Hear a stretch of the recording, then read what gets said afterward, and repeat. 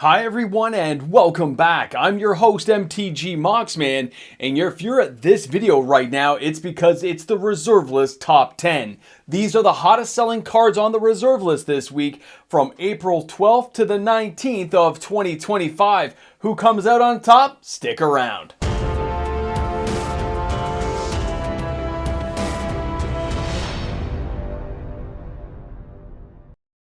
Hey guys, I'm MTG Moxman. Thanks again for hanging out with me today. If you're watching this video, it's because you're interested in the reserve list and where it's going. 572 cards, but who comes out on the number one spot this week and why are people buying that card? That's what we're here to discover today. And of course, if you're shopping, use my TCG Player affiliate link. We're going to jump into the number 10 card this week. It's Null Rod. We haven't seen this card here for about 6 months, and this is from Weatherlight. This card is $98 on average for a near mint copy. It had 24 sales this week, or $2,375 of total sales action. And I gotta be honest, that's pretty impressive for a card this old that still has some great game effects. Let's not forget that this thing has been as high as $300, and where we see it right now is a far cry from where it used to be. But it has a great game effect that people like to utilize, and there's been a lot of sales this week, which is spiking up a little bit, showing a weekly change of $3.31. Now, we have to take a closer look at the card itself. It's a 2 casting cost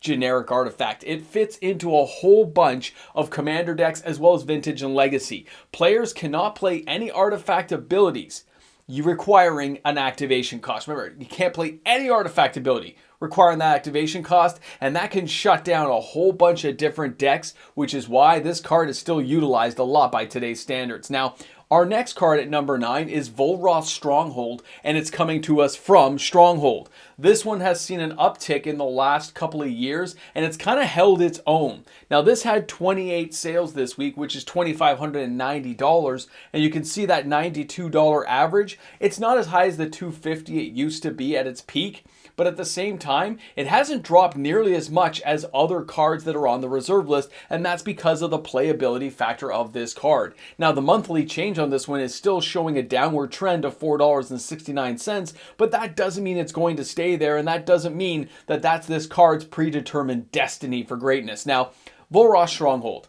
Yeah, it's an old card, but what does it do and why are people buying it? Well, it fits into a lot of commander decks. This thing taps for colorless mana, but you can pay 1 black, 1 other, and tap the land itself to put a target creature card from your graveyard on top of your library. So even when somebody eliminates something with destroying it, it doesn't actually get rid of it if you can bring back that card. You may even be doing it on purpose yourself.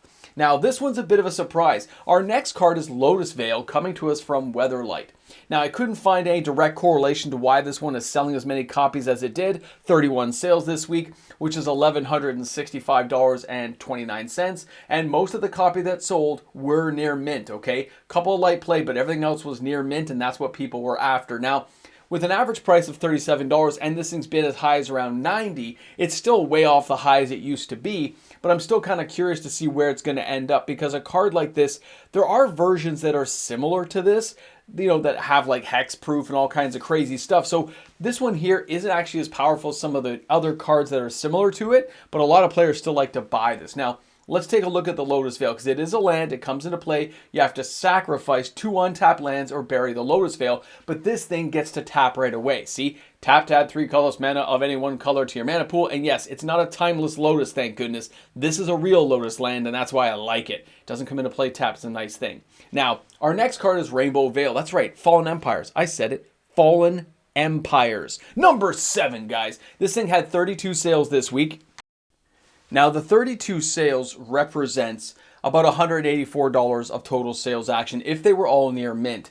And if you're going to be buying this card, I do recommend picking up a near mint copy. Now, Fallen Empires had a print run of around 250 million cards, so there's lots of this card in circulation, but it is getting harder to find near mint copies, which means if the market ever rebounds and this card becomes a real big thing for some reason, this is one of those cards you might as well just buy the near mint copy. Keep it double sleeved and protected inside whatever commander deck you're using it in, because this does tap for any color mana, right?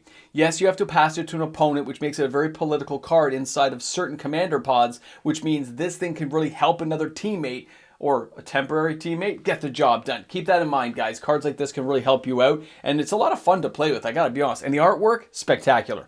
Now let's go ahead and take a look at our next card. This is Yawgmoth's Will from Urza's Saga. This hasn't been on my list since 2023. Think about it, like 2 years we haven't seen this card on there. But this week, 35 sales, which is $6,298.95. This is one of those cards, I remember first learning about this card. It was like 15 bucks back then. This thing's been as high as $450, and the value of this card for what it can do to certain deck construction is just, it is insane to see this thing go off, because it lets you get those cards back from your graveyard. But even now, the overall monthly change at $2.36, it's nothing huge. There's nothing major going on here, but that consistent sales and the fact that most people buying these were everything. It was from near mint to heavily played, tells you these are players actually looking for the card. It's cheap casting cost, the 1 black and 2 other means it can be splashed into all kinds of different decks, and that lends itself to a lot of open potential possibilities that you just can't ignore. But the price tag goes along with that. Now our next card is going to be Fast Bond from Revised Edition. The card that, it's like the little engine that could. It just refuses to give up.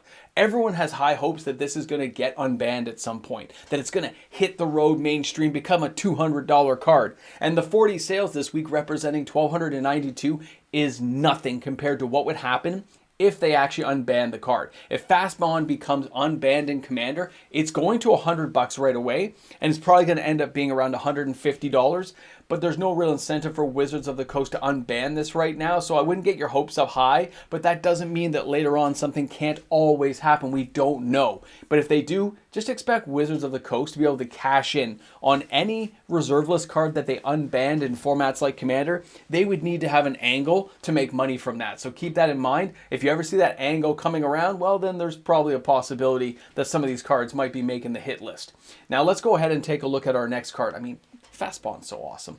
All right, guys, the next card we are diving into is Misfortune. This looks like a little bit of fun from Alliances. Now, if you haven't seen this card in a long time, it's because it's not really a major hitter, but somebody's having some fun. 43 sales this week is $53. This is not like it cost somebody a lot of money to move the market, okay? One person did this, had some fun, and let's talk about what's going on. Now, the card, of course, being 1 green, 1 red, 1 black, and 1 other for $1.21, I know. It's only been as high as $4. It's like all other cards in the reserve list. They're all kind of around that level, but even these few sales pumped it up 14 cents. That's right, man. We managed to manipulate this market 14 cents higher. But what does that mean for the actual card? Well, let's take a look at it. The artwork's kind of fun, I gotta be honest. A little slip there. But when you look at the card, it says target opponent chooses one. You put a +1/+1 counter on each creature you control and gain 4 life, or you put a -1/-1 counter on each creature that opponent controls and Misfortune deals 4 damage to his or her. So depending on the person you're using in Commander, this can be a lot of fun. Let's go ahead and look at the next card, and that's going to be Academy Rector. And this one here from Urza's Destiny has been on the list now for about 3 weeks. It's up to $75 a copy. There was 48 sales this week, even with this card rising in value. That is $3,643.20. Again, that's if they were all near mint, and they weren't. They were heavily played. There was some near mints, only a couple though, and a lot of lightly played copies and a few moderate that sold. But either way, there's a lot of interest in this card. If we look at the $75.90, this thing's been as high as $150, as you can see on the screen right there. But the monthly change is $6.97. So we're up about 15% on the month, which is pretty high for this card.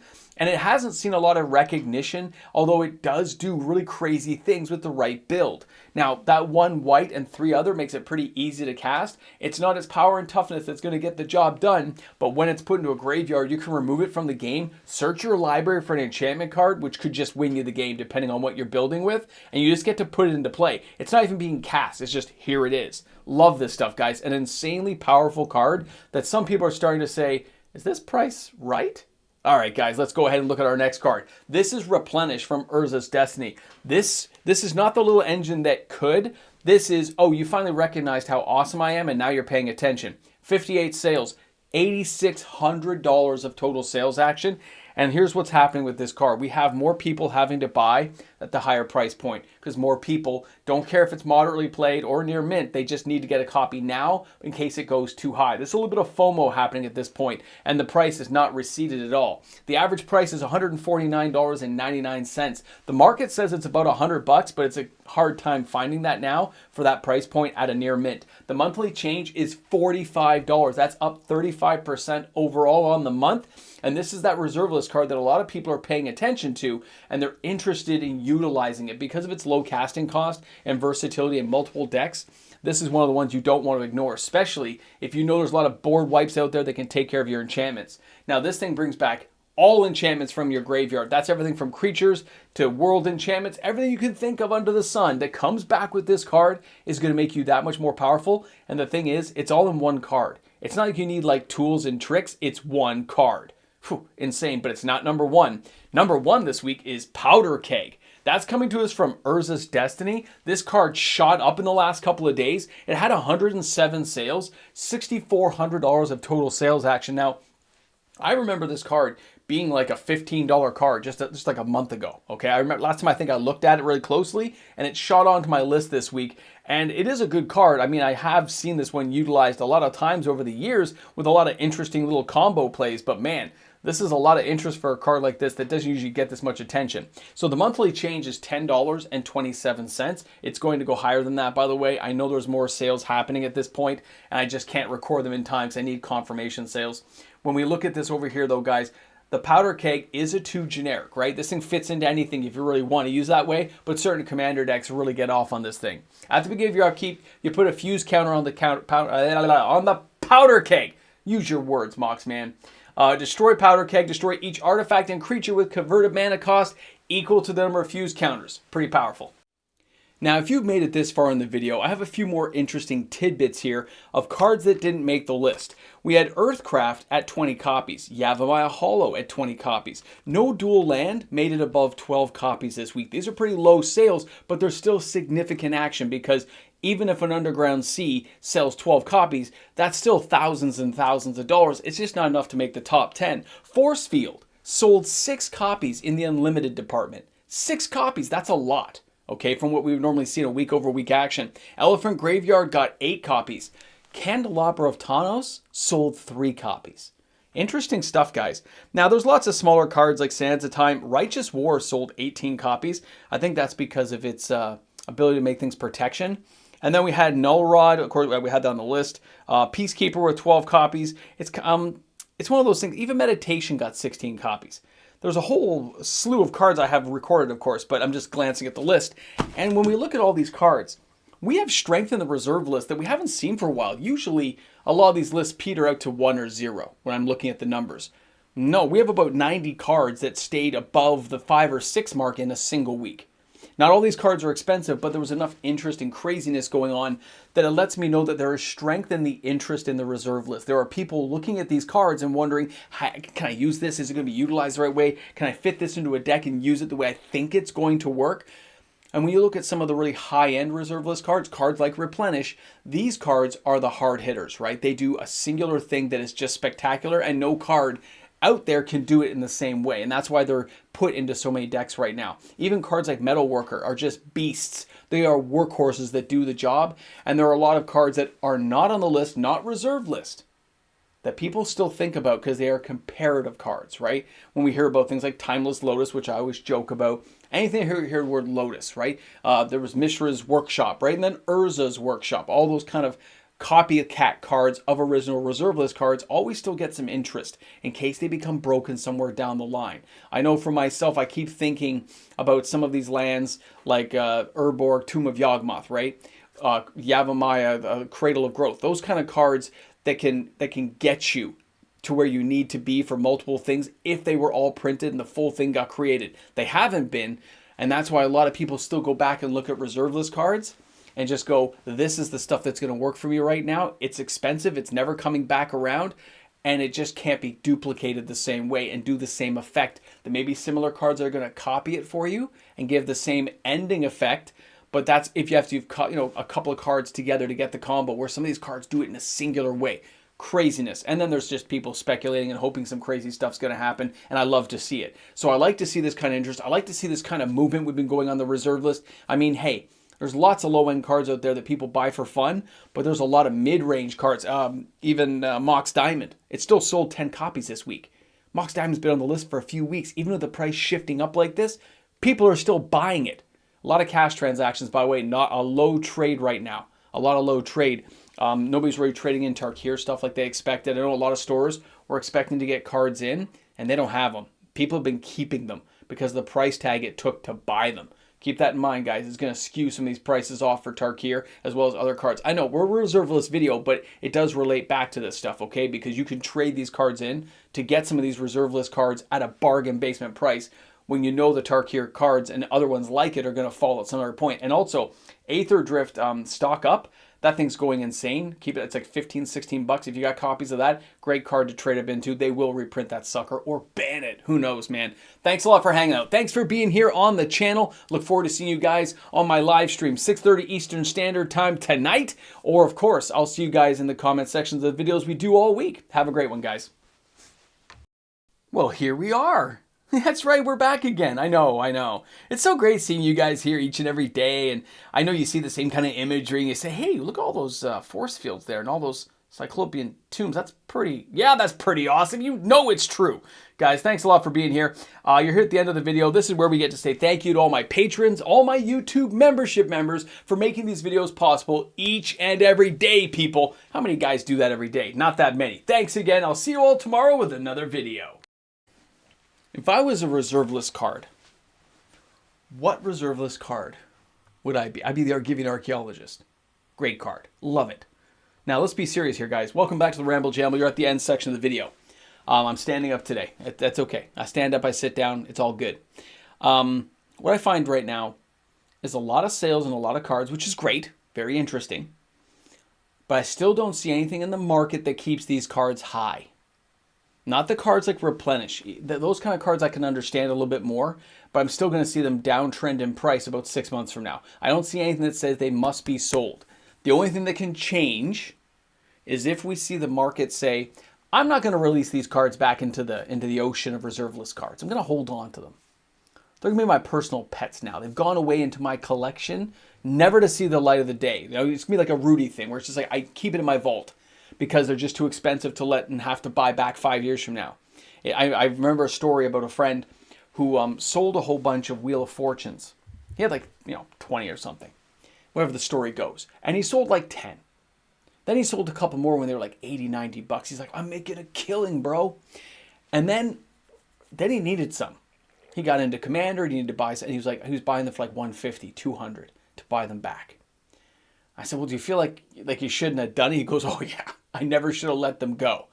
And I think that's where a lot of players go now when they buy some of the higher end reserve list cards, the ones that are in the $200, $300, $400 level. They just never let them go because they know they can never buy it back again in case something goes wrong and the card spiked. They'd never be able to afford it. So now that they've worked themselves up to that point, they hold on to it. And because of that, cards like Replenish, Academy Rector, some of these cards could stay higher than would be traditional. But I still think overall they're going to trend down for those heavily played, moderately played copies. I don't think they can stay at the level they're at. And if they do, good for them. It just, from what I'm seeing on my sheets, it says it shouldn't.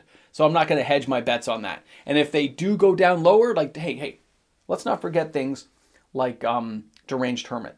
You think squirrels aren't coming around again? Really? If that card keeps slowly dropping in price, you think I won't take another hit at it for my patrons and pick some more copies up? If I don't see Academy Rector go down again, you think I won't buy some copies if it hits the low to mid 30s? Of course I'll go after it again. Replenish, if it ever gets back down into like the 50, 60 range, yep, I won't make that mistake again. I'll get extra copies. And that's the thing. There are other players thinking exactly like I do who will do this and speculate, own them, want them for decks, but they'll be following it and following the needle down and looking for those opportunities. And I hope a lot of you guys do too, because I know I've heard some grumblings about people say, I missed out on this, I missed out on this. We do cover it every week. You know that, right, guys? Like, we're here to talk about this, and it does happen. All right, that's the end of the Ramble Jamble. I've taken up enough of your time. No, I haven't. We could keep going all day long. We're not going to, but we could.